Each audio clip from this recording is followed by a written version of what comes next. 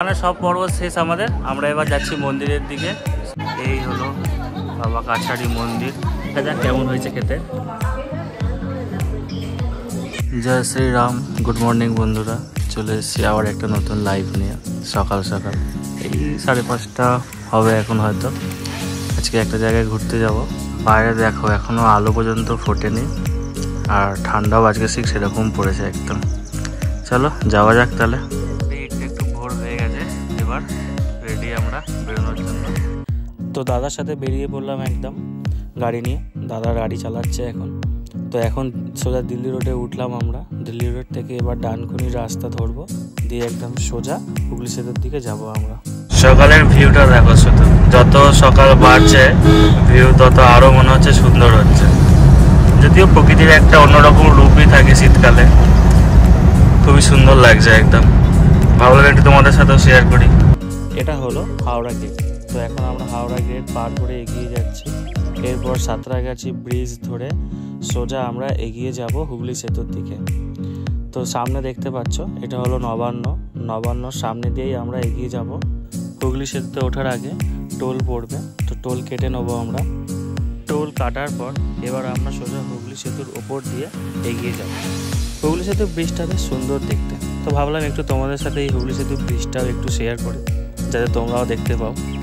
তো এই হুগলি সেতু দৈর্ঘ্য প্রায় 2 কিলোমিটারের মতন হবে। তো এই হুগলি সেতু থেকে এগিয়ে গিয়ে বাদিকে একটা বড় টাওয়ার দেখতে পাচ্ছ, ওটা হলো টাটার অফিস। তো ওখান থেকে আমরা সোজা রোড ধরে এগিয়ে যাব। এরপর আমরা একদম আচার্য জগদীশচন্দ্র বসু রোড ধরবো। এরপর আলিপুর রোড ধরে তাজ হোটেলের সামনে দিয়ে একদম সোজা বেরিয়ে যাব। তাজ হোটেলের ভিডিওটা করতে পারিনি, তখন অনেক ভিড় ছিল বলে রাস্তায়। এটা হলো ন্যাশনাল লাইব্রেরি। ন্যাশনাল লাইব্রেরির সামনে দিয়ে সোজা এগিয়ে যাব। এরপর মোড় থেকে ডান দিক নিয়ে মাঝেরহাট ব্রিজের ওপর দিয়ে সোজা তারাতলা এগিয়ে যাব। এর মাঝে কেউ রাস্তা চেঞ্জ করবে না। আর ও হলো বাপান আমাদের বেহালা বাজার, তারপর বেহালা চৌরাস্তা, এরপর ঠাকুর পুকুর, তারপর জোকা। তার থেকে ডান দিক নিয়ে আস্তে আস্তে সোজা রাস্তা ধরে একদম এগিয়ে যাব। তো মোটামুটি 8 ঘন্টা যাওয়ার পরই আমরা পৌঁছে যাব বড় বাবা কাছারি মন্দির। পশ্চিমবঙ্গের দক্ষিণ 24 পরগনা বিষ্ণুপুর থানার মাকড়াহাটের নিকট ঝিকুরবেড়িয়া গ্রামে অবস্থান করছে এই বড় বাবার বড় কাছারি মন্দির।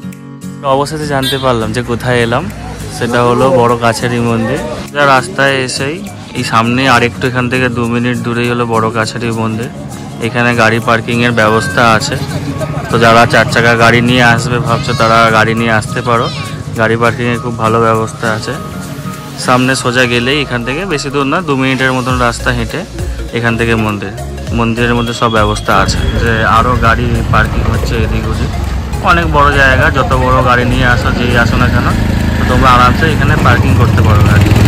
আরও অনেক বড় বড় গাড়ি আসছে এবং তাতে অনেক বাজনা ঢোল, যাদের মানসিক থাকে তারা এরকম সব নিয়ে। তো এখানে কাউকে জিজ্ঞেস করে নি যে এখান থেকে মন্দির কতটা বা কতটা। মন্দিরটা এখান থেকে কত দূর একটু বলে দাও। 2 মিনিট লাগবে। তো মন্দিরে 2 মিনিট, তোমরা গেলে একটু বেশি লাগবে। অবস্থা মোটামুটি পেয়ে যাবো তো সবকিছু, ঠাকুরের পুজো বা কিছু সব আছে। শনিবার কি এমনি ভিড় হয় একটু বেশি নাকি? শনিবার মঙ্গলবার বেশি ভিড় হয়, রোববারটাও ভিড় হয়। আচ্ছা। যারা মানসিক করে তারা এরকম বাচ্চার ওজনে বাতাসা ওজন করে বাবাকে দেয়। তো দুটো দেখতে পাচ্ছ, একটা বাচ্চাকে ওজন করে তার সমানে বাতাসা দিচ্ছে। তো দেখতে পাচ্ছ আমরা এখন শুরু করেছি হাঁটা। এখান থেকে একটুখানি সামনেই মন্দির, দেখা যাক কতটা। মোটামুটি বলছে তো 2 মিনিট। চলো যাওয়া যাক তাহলে। এমনি তো অনেক বড় স্পেস আছে গাড়ি পার্কিংয়ের জন্য, দেখতেই পাচ্ছ সবাই তোমরা। তো যত বড়ই গাড়ি আনো না কেন এখানে পার্কিংয়ের খুব ভালো ব্যবস্থা আছে। হেঁটে মোটামুটি ওই যে পেছনে সব ফ্যামিলি আসছে, পুরো যাচ্ছি আমরা। দেখো রাখার জন্য কত স্পেস দেখো শুধু। যত মন্দিরের দিকে আস্তে আস্তে এগিয়ে যাবে তত তোমরা গাড়ি রাখার জায়গা দেখতে পাবে আরও। দেখো শুধু এখানে তোমরা প্রসাদও নিতে পারো দিয়ে মন্দিরে পুজো দেওয়ার জন্য।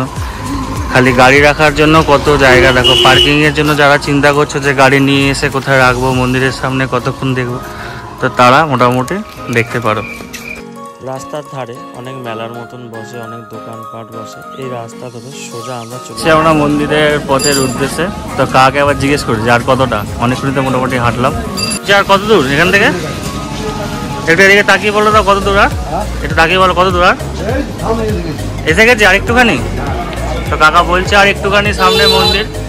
তো দেখি গিয়ে, মোটামুটি জায়গাটা তো বেশ সুন্দর, খুব লোকজনও অনেক বেশি। রাস্তা দিয়ে আর 1 মিনিটের মতন গেলেই মন্দির দেখা যায়। তো সবাই চেষ্টা করবে একটু সকাল করে যাওয়ার, কারণ যত বেলা হয় তত অনেক বেশি। তো আমরা এসে গেছি, এদিকে বাবার পুকুর, এদিকে দোকান। তো তোমরা যারা আসবে মনে করছো তারা এখান থেকেই প্রসাদ নিতে পারো, নিয়ে এখান থেকে সোজা এসে সোজা বাবার পুকুর দেখতেই পাচ্ছ। তো আমরা পৌঁছে গেছি বড় কাছারি মন্দির, দেখতে পাচ্ছ আমার পেছনে, ওটা হলো বাবার পুকুর। আর এখান থেকে আমরা প্রসাদ নিচ্ছি, এই যে জ্যোৎস্না ভান্ডার, তোমরাও এখান থেকে প্রসাদ নিতে পারো। জ্যোৎস্না ভান্ডার দোকানের নাম দেখে নিতে পারো। এই যে প্রসাদের ডালা, দোকানের একটা ভিজিটিং কার্ড শেয়ার করো। আমরা মনে করছো ঠাকুর কিনে এখানে গোপাল কিনে পুজো দেবে, তোমরা এখানে গোপালও পেয়ে যাবো। এত রকম ঠাকুর আছে এখানে। প্রসাদ তোমরা এখান থেকে নিতে পারবে, ঠাকুরের সব রকম প্রসাদ তৈরি করা আছে। দেখো যত রকম প্রসাদ, যা প্রসাদ এবং জল, ঠাকুরের মালা, সব কিছু তোমরা এখান থেকে নিতে পারবে। ঠাকুরও আছে এখানে। বাচ্চাদের প্রতি মানসিক আছে, তো তারা এখান থেকে ঠাকুর কিনবে। আমাদের মানসিক, আমরা এই ঠাকুর কিনেছি। এই দেখো আমাদের গোপাল, তোমরা মোটামুটি এখানে 700, 800, 900, 1000 টাকা এরকম পেয়ে যাবে জোড়া গোপাল। একটা গোপাল 500, 600, 700, দরদাম করলে 300, 400 করে পেয়ে যেতে পারবে। ওই যে দিলে বাচ্চাকে ঠেকে দেবো, এখান থেকে মাথায় করে বাচ্চার বাবা, বাচ্চার মা কিংবা ঠাকমা নিয়ে হাতে করে যাবে।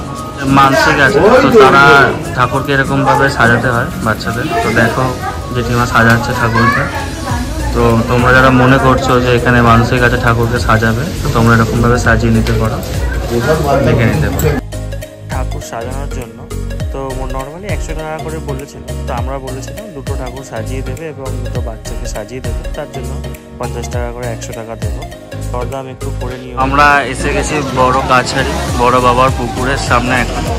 তো যারা বাচ্চাদেরকে বাড়ি থেকে স্নান করে নিয়ে আসছেন না বা কিছু, এখানে স্নান করাতে পারেন।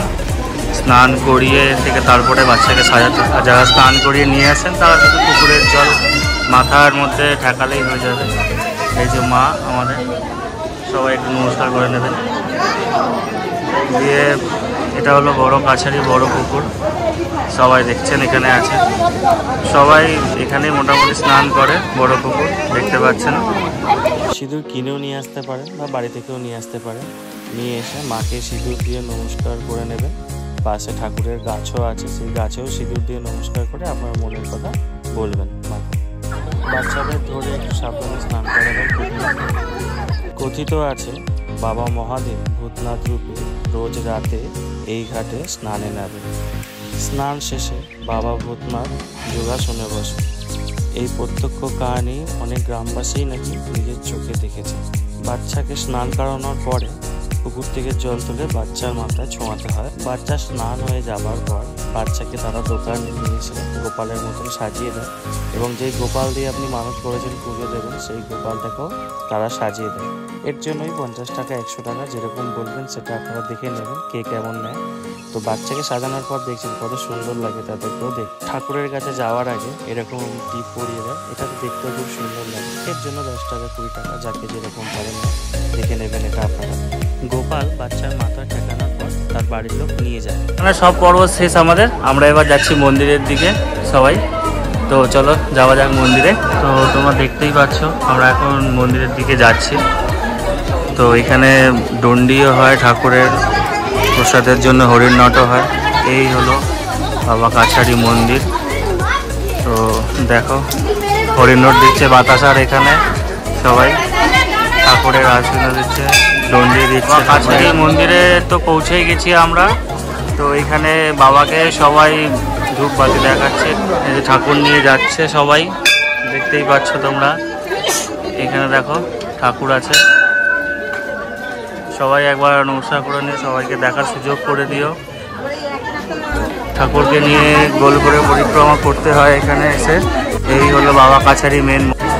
তো এখানে মন্দিরে বাচ্চাকে নিয়ে যাদের মানত থাকে তো 3 বার ঘুরতে হয় ঠাকুর নিয়ে, বাচ্চা নিয়ে। ঠাকুরের কাছে। মন্দিরে ঘোরার পর তারপর মন্দিরে গিয়ে ঠাকুরকে পুজো দিতে হয়। এটা হলো মন্দিরের ভেতর। মন্দিরের ভেতর তো ছবি তোলার নিচে দেখতেই পাচ্ছ তোমরা। তো জুম করে যতটা দেখাতে পারছি ঠাকুরকে, এখান থেকে দেখে তোমরা নমস্কার করে পুজো দিচ্ছে। তো দেখতেই পাচ্ছ, এর থেকে আর ভালো করে দেখাতে পারলাম না। তো তোমরা যেরকম দেখতে পাচ্ছ সেরকমই তোমরা মানত থাকে বা কিছু তারা এরকম কাগজ কেটে মন্দিরের গায়ে এরকম লাগিয়ে দেয় নাম লিখে। দেখতে পাচ্ছ তোমরা। তোমরাও যারা আসবে এখানে পুজো দেবে ভাবছো তারা এরকম লাগিয়ে নেবে। এখানেই পাশে দোকানে পাওয়া যায় কাগজ। যা মনস্কামনা আছে তো এখানে 10 টাকা করে লাগে, কাগজ রাখাই আছে। সবাই যে যারটা নিজের মতন লিখে এখান থেকে নেবে। দেন এখান থেকে লেখার পর গিয়ে তোমরা সবাই মন্দিরের গায়ে দেখছো লাগানো আছে, সব টাঙিয়ে দেবে সবাই। সকালে টিফিনের জন্য বেশ ভালো দোকান। তো শেষ হয়ে গেল, পুজো শেষ হওয়ার পরেই মন্দির থেকে বেরিয়ে বাদিকে একটা দোকান আছে যেখানে কচুরি, পরোটা, মুড়ি, ঘুগনি সাথে পাওয়া যায়। দোকানটা বেশ সুন্দর দেখতে, খাওয়ার জন্য বেশ জায়গা। দামও খুব একটা বেশি না, 20 টাকা পেটাই পরোটা। নিজের মতো নিজে নেবে, যতটা যা লাগবে না লাগবে খাওয়ার। অনেকক্ষণ ওয়েট করার পর তো অবশেষে এসে গেছে সকালের টিফিন। দেখো গরম গরম কড়াইশুটির কচুরি, আলুর দম, তার সাথে ঘুগনি। খাবারের দাম খুব একটা বেশি না। কড়াইশুটির কচুরি যেটা আমরা নিয়েছি 40 টাকা প্লেট, বেশ ভালোই। মনেতে হচ্ছে বেশ ভালোই হবে খাবারটা। তো খেয়ে দেখা যাক। ও আলটিমেট টিফিন পেয়ে গেছে, তো খেয়ে দেখা যাক কেমন হয়েছে খেতে।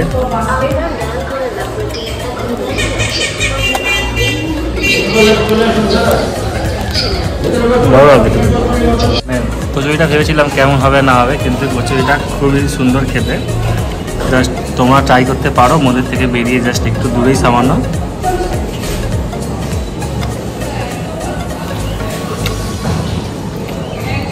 মানে জাস্ট দারুণ খেতে, অসাম। টাটা। ভালো লাগলে ভিডিওটা শেয়ার কমেন্ট অবশ্যই করে দিও। বাই বাই, দেখা হচ্ছে নেক্সট ব্লগে। বাই।